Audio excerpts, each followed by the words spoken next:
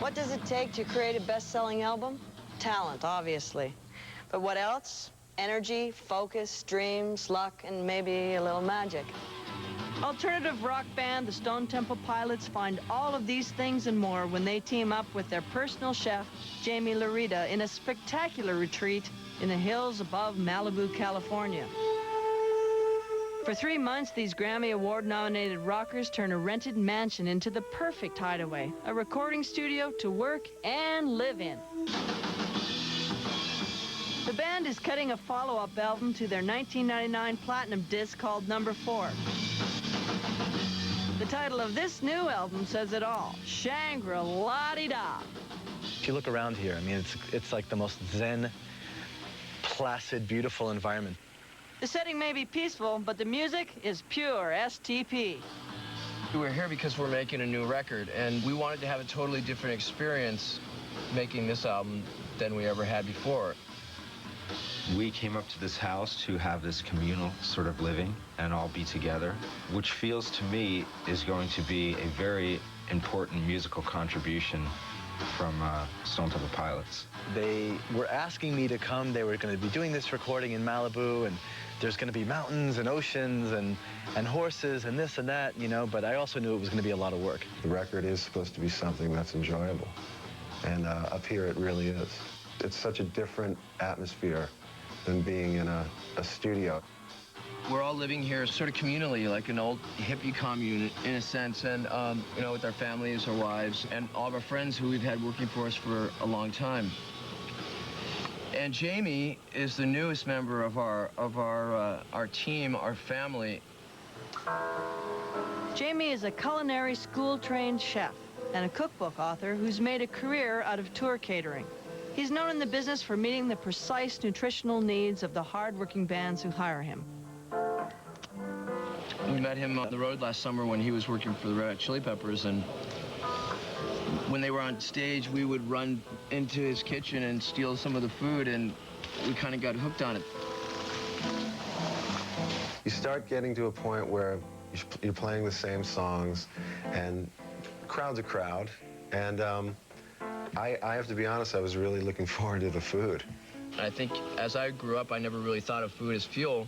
I just knew I liked the way it tasted. So I think the challenge is to find somebody who's just as passionate about creating food, which is their art, like we are about creating our music. I'm very passionate about what I do for them. What's incredible is not only it's the camaraderie, but the collision of our art forms. You know, the passion of cooking and the passion of music making is one and the same. Jamie Larita, he brings a lot to our little world here.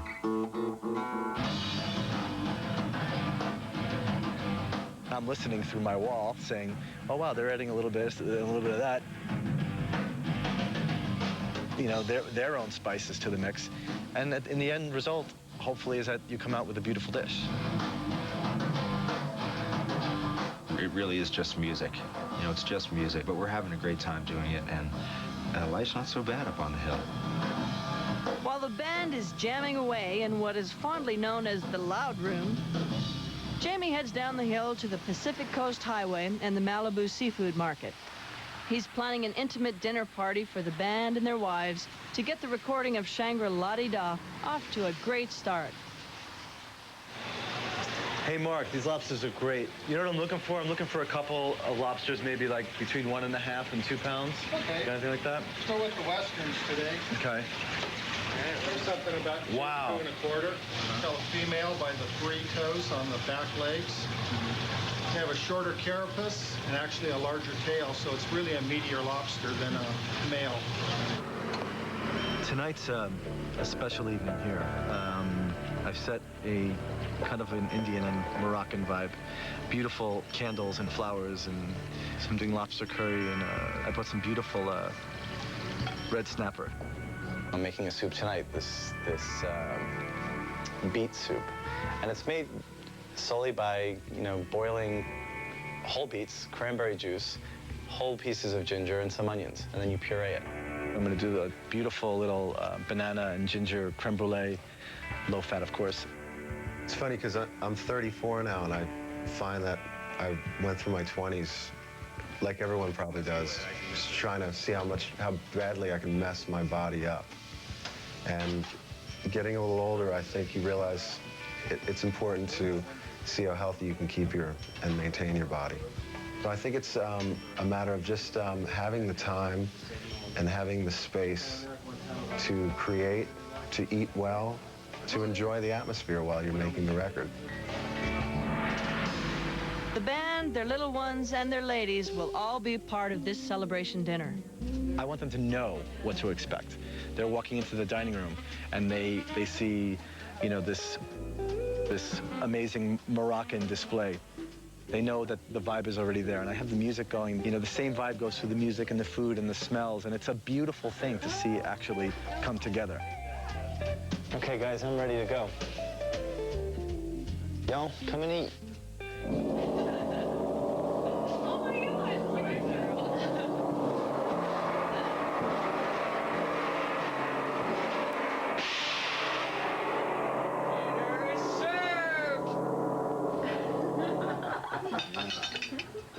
Wow. What kind of soup you got there, James? It's ginger and beet soup. I remember this when we were on tour. Mm-hmm. Good health and good friends. Salud. Here's to little Rita.